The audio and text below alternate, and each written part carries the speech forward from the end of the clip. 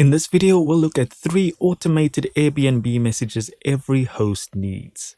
And first and foremost, I'm going to go with a welcome message, right? This is a message that will send maybe 24 to 48 hours before they check in.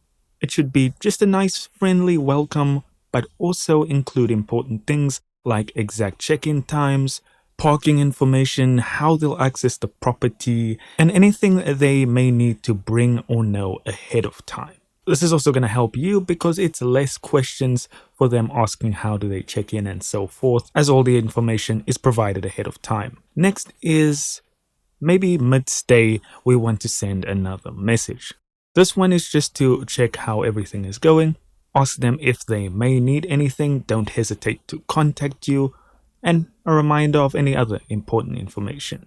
And the third and last message is the checkout message and also a little prompt to leave a review. This one you can send maybe the night before checkout. Keep it simple, polite, and concise. Checkout time, basic checkout steps, and again, a slight push for a review.